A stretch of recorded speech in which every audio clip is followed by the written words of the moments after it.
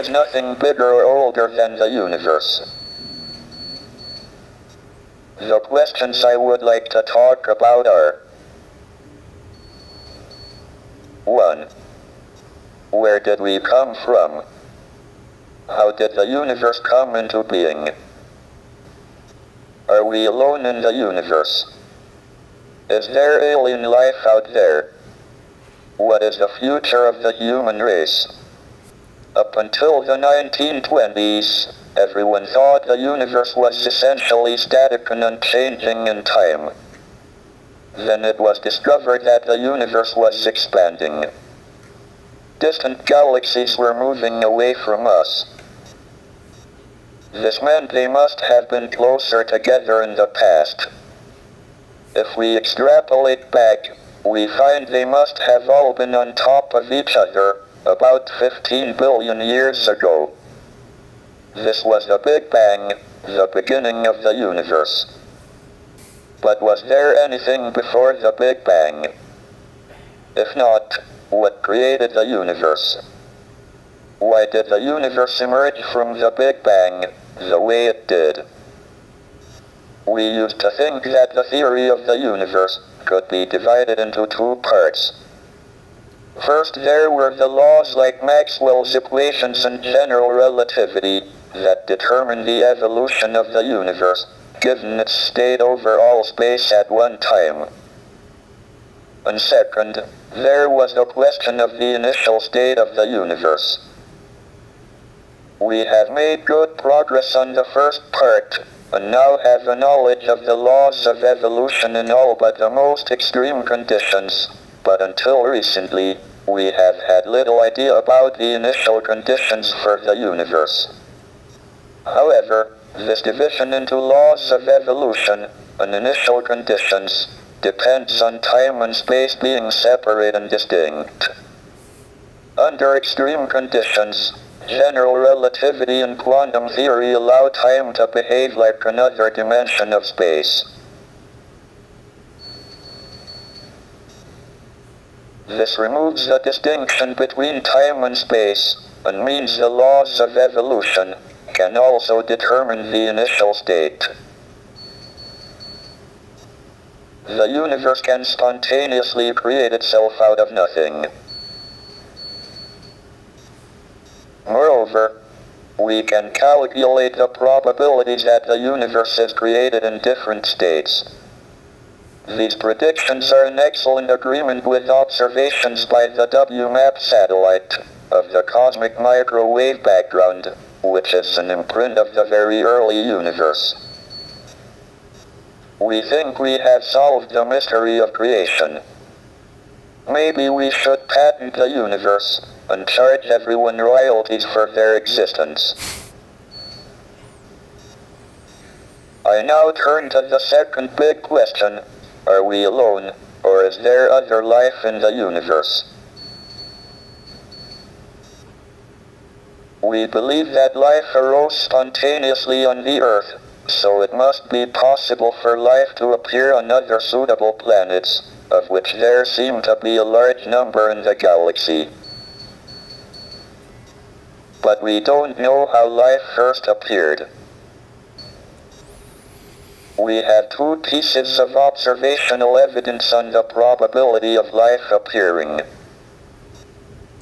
The first is that we have fossils of algae from 3.5 billion years ago. The Earth was formed 4.6 billion years ago, and was probably too hot for about the first half billion years.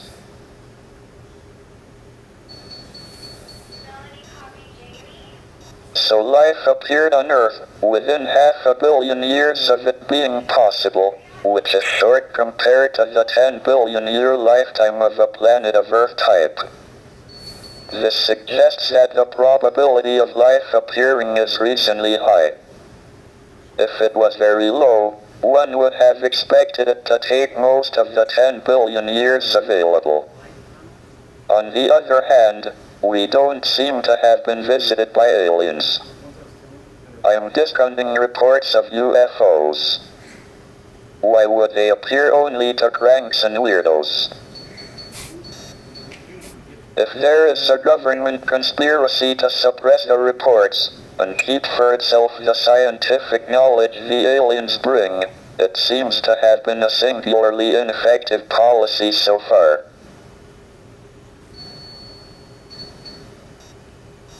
Furthermore, despite an extensive search by the SETI project, we haven't heard any alien television quiz shows. This probably indicates that there are no alien civilizations at our stage of development within a radius of a few hundred light years. Issuing an insurance policy against abduction by aliens seems a pretty safe bet. This brings me to the last of the big questions, the future of the human race. If we are the only intelligent beings in the galaxy, we should make sure we survive and continue.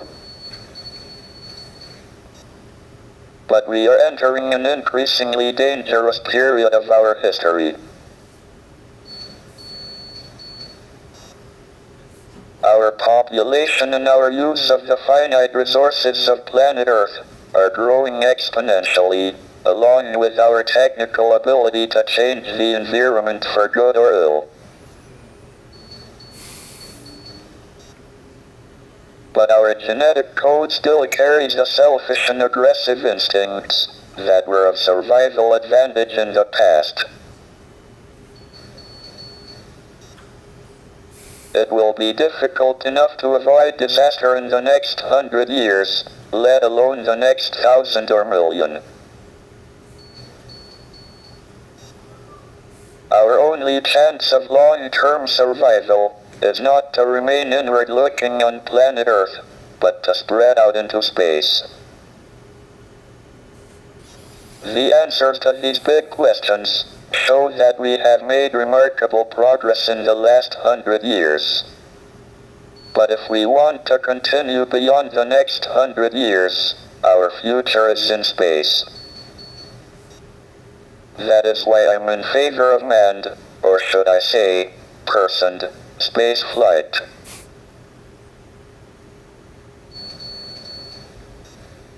All my life, I have sought to understand the universe and find answers to these questions.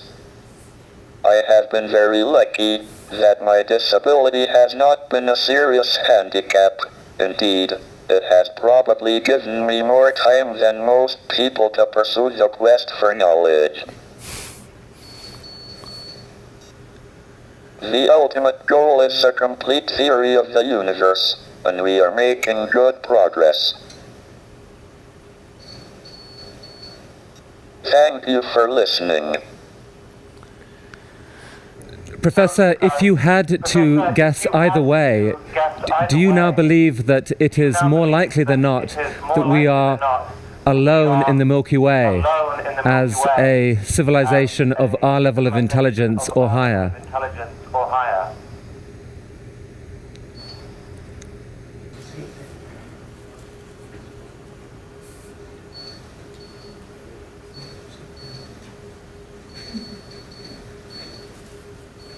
This answer took 7 minutes and really gave me an insight into the incredible act of generosity this whole talk was for Ted.